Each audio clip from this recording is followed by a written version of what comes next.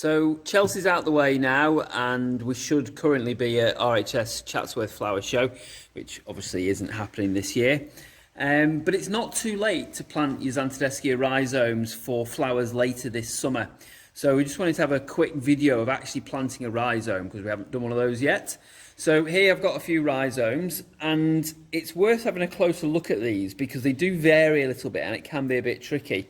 So this rhizome here, it's not massively obvious where the growing shoots are. But if you look at the other side, it's a lot smoother. This is the bottom side. The knobbly sides, there's slight knobbles here, here and here. These are all going to be shoots and flowers. This is the right way up.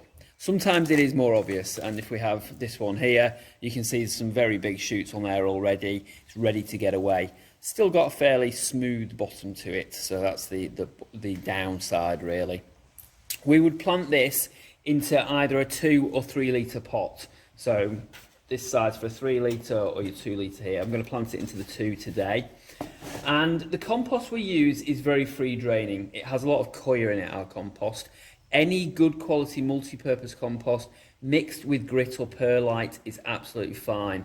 It wants to be really free draining. That's the key to growing them. They don't like to be too wet. So a bit of compost in the bottom there, filling to about sort of halfway in this pot really, or just over halfway. Take the rhizome, very simply placing in there, so you can sort of see the rhizome sat in there, and it's 1 to 2 inches under the surface, so it's not deep. We then just cover it over completely, like so, nothing particularly special. Give it a good watering then, and then leave it.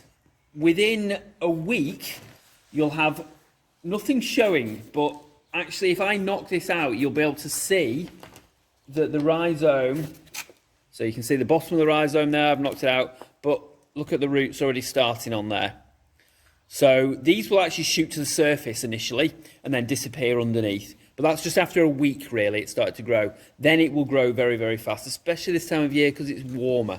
So say 3 weeks down the line, you'll have something that looks a bit like this. Still see some roots at the top there, it's absolutely fine, but the shoots are all there, nice and green and healthy, about 3 inches tall, something like that.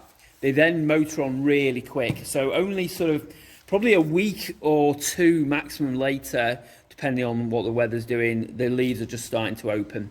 At this point you can start feeding with a bit of tomato feed. So at this time of year, from planting to flowering, we'd expect it to take around about 8 or 10 weeks. It's quite fast this time of year. After that time, you'd be expecting 8 to 10 flowers on that rhizome. Thank you very much for watching.